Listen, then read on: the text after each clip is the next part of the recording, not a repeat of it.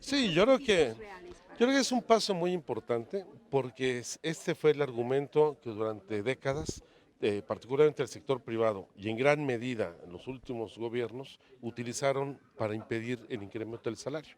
El argumento era que el aumento de los salarios generaba inflación por la repercusión que tenía en el incremento de los bienes, servicios, tarifas que estaban asociados al índice del salario mínimo. Si se aumentaba el salario mínimo y teníamos algún impuesto, algún derecho asociado a determinado número de salarios mínimos, estos se incrementaban. ¿Impactarían la inflación? Sí, bueno, ese fue el argumento. Lo cierto es que todo subió, todas las mercancías subieron, menos la mercancía fundamental, porque el trabajo también es una mercancía. Y esta contención que tuvo, pues llevó que en las últimas 3 décadas se perdiera cerca del 80% del poder adquisitivo, cuando aumentó la inflación y cuando aumentó también la productividad. Entonces yo creo que es un primer paso. Ahora, ¿esto va a implicar el incremento automático de los salarios o la recuperación de su poder adquisitivo? No. Eso hay que ser enfático, no hay que generar falsas expectativas. Se desmantela uno de los principales argumentos que utilizaron para la contención salarial, pero ahora se requiere de una política pública que aliente la recuperación de los salarios, y esto solamente podrá darse cuando los salarios empiezan a tener incrementos por encima de la inflación. Y esto tendrá que ser parte de una decisión política en el gobierno, empezando por los trabajadores al servicio del Estado y en el caso de las entidades y los municipios en el mismo sentido, pero también que hay una política pública que induzca al sector privado a dar este tipo de incrementos.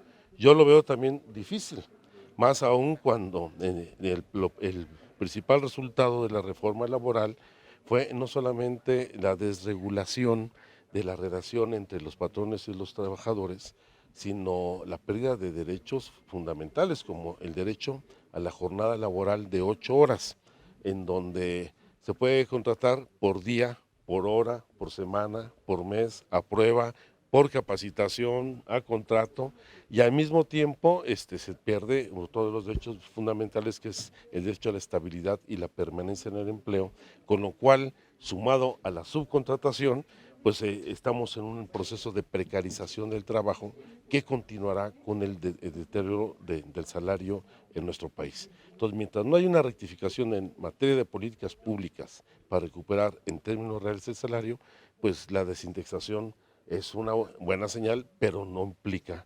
necesariamente la recuperación real del salario. Porque además tendrá que complementarse la reforma constitucional, ¿no? En 17 congresos. Bueno, sí, tendrá que irse a los congresos, pero de todos modos, aunque venga ya la aprobación, la ratificación por el constituyente permanente, pues lo cierto es que mientras no hay una política pública, mientras la Comisión Nacional de Salarios Mínimos siga siendo un órgano tripartita, que ha sido el instrumento fundamental de la contención salarial, y no rectifique esa política, pues no va a haber la posibilidad de que se recupere en términos reales. ¿Cuál sería el salario ideal? ¿El que cubre la canasta Bueno, básica? ¿No, yo creo que no la alimentaría? el primer punto de partida es garantizar la canasta básica que establece la Constitución. Es el salario, la Constitución habla de un salario remunerador que le permita al trabajador atender sus necesidades básicas, y dentro de estas, además de la vivienda, del transporte, de la canasta alimentaria fundamental, también un porcentaje en materia de recreación, porque esa es parte de una vida digna. Entonces, habrá que hacer la estimación, pero tendrá que haber un incremento significativo. ¿Vas a tener este incremento de la noche a la mañana a recuperar el 80% que se tiene perdido en las últimas décadas? También hay que decirlo, no, y menos en la situación que se viene el año que entra, donde pues ya, bueno, este cierre de año, la economía mexicana va a crecer por debajo del 2%, lo cual habrá de un momento de presión en la economía, y el año que entra pues no es muy alentador en términos económicos. Pero de todos modos sí hay que iniciar una ley de salarios mínimos que obligue a una política pública de recuperación en términos reales de los Oiga, salarios. senador, en términos económicos, hoy en la mañana el subsecretario de Hacienda informaba que se mantiene la estimación para este año de entre 2 y 2.8%. Sin Pues embargo, las cifras del próximo año son un poco más alegres, habla de 2.6 a 3.6% para el año que entra? Bueno, eso dijeron para este año. La cifra de crecimiento estimada para este año era por lo menos del 3.5%. Pero también el gobernador del Banco de México, a principios de este mes, final del pasado, reconoció ya una tasa de crecimiento que podía oscilar entre el 1.9 y el 2%. Están aquí un poco jugando a las quinielas. Yo les puedo asegurar de que el crecimiento, y más si ahora que se retira el Banco de México del remate de dólares, implicará una mayor depreciación del peso frente al dólar, pues habrá, sin lugar a dudas, una mayor contracción económica y no alcanzará el 2% de crecimiento al cierre del año. Y pues no hay que seguir mintiendo. Ahora no están ni siquiera las garantías de respaldo en materia petrolera, no llegaron las inversiones que ellos mismos habían planteado. El país trae una situación de contracción económica severa y se va a agudizar el año que entra. No hay que generar falsas expectativas. Y a eso se suma el grave problema de la deuda externa, ¿no? Bueno, esta deuda donde hasta los remanentes del Banco de México, en lugar de utilizarse como inversión productiva, van a atender el déficit y a pagar la deuda. Con un sobreendeudamiento, este es el gobierno que más endeudamiento ha tenido en las últimas décadas.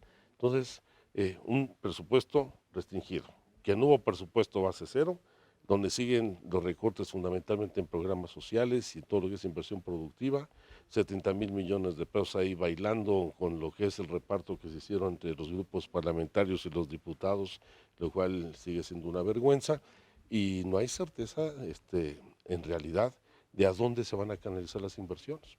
Muchos de los proyectos de infraestructura que están realizando a través de la figura de contratos de asociación pública-privada, pues están sobreestimados, están sobrevaluados y están pagándose a costos altísimos, lo cual también va a implicar la distracción de recursos para cumplir estos compromisos o la cancelación de proyectos, como ya sucedió no solamente con el Tren México-Querétaro, ya veremos qué pasa con el nuevo aeropuerto y otros, porque también hay mucha inconformidad social en las zonas donde quieran hacer esta infraestructura. Senador, en otro tema, hoy vino un grupo de autodefensas de Michoacán al Senado. Sí.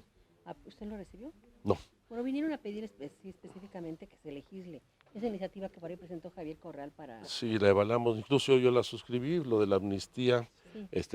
Nosotros creemos que debe de generarse esta ley a la brevedad posible, porque es inaceptable que grupos, no yo digo, ya no de autodefensa, que grupos que fueron reconocidos por el gobierno federal a través del comisionado Castillo que enviaron a Michoacán, que luego reconocieron como guardias rurales, que uniformaron, equiparon e incluso armaron, ahora los estén persiguiendo como delincuentes. Yo creo que este es un asunto de no solamente de engaño y de abuso de autoridad, sino una violación grave de sus derechos humanos, y de inmediato debe aplicarse esta ley, publicarse esta ley y aplicar la amnistía a todas estas personas que indebidamente están detenidos. Aunque parece que el PRI no está de acuerdo, bueno, el PRI por instrucción del gobierno, a Pues entonces, pero congelada. que nos expliquen por qué lo reconocieron, por qué les dieron mando, por qué les dieron este armamento inclusive, y ahora los detienen. Yo creo que es un absurdo. ¿Sí ve posibilidades de que pudiera avanzar en el Senado? Pues vamos a hacer el esfuerzo. Yo creo que es un asunto que es atendible, aunque por supuesto la mayoría del PRI siempre pues, tapará los errores del gobierno. Senador, ¿y qué le pareció el cambio de proceso para la designación de los dos ministros? Pues yo creo que en la verdad lo importante es garantizar que haya un debate abierto, público, transparente. Yo creo que la preocupación de que esto ha lastimado en otras ocasiones a los contendientes, que es cierto, que eso ha sucedido, pues debe atenderse. Por respeto a quienes participan en los procesos, a su familia, a su imagen pública. Pero eso no implica que se seleccione en el oscurito. Va a haber debate, va a haber cuestionamientos severos y evidentemente los candidatos que no reúnan el perfil o que tienen antecedentes que a nuestro juicio lo inhabiliten para ocuparlo, pues serán cuestionados y serán hechos públicos todos los cuestionamientos. ¿Será el caso de Álvaro Castro, perdón, que incluso se confrontó seriamente con el Senado en la época de Beltrones? Pues no solamente, aquí hemos visto ya también algunos casos de confrontación, pues donde pues, la gente que no tiene experiencia en estas lides del debate parlamentario luego se siente lastimada o genuinamente es lastimada. Yo creo que en eso yo no le veo problema. El problema es que se quiera hacer una discusión en la opacidad. Eso sí no lo vamos a aceptar. Por ejemplo, Beltrones ya se inclinó por Lainez. Pues yo creo que vienen cargados los dados en las dos ternas, porque vienen con muchos desequilibrios entre los propuestos. Gente que tiene experiencia, tiene carrera en carácter judicial, junto con la compañeros en las ternas, en donde hay cuestionamientos severos. Entonces eso, pues evidentemente induce pues una votación y puede ser resultado de un acuerdo previo entre las fuerzas que garanticen la mayoría calificada aquí en el Senado de la República. Muchas gracias. Gracias, senador. Dale, que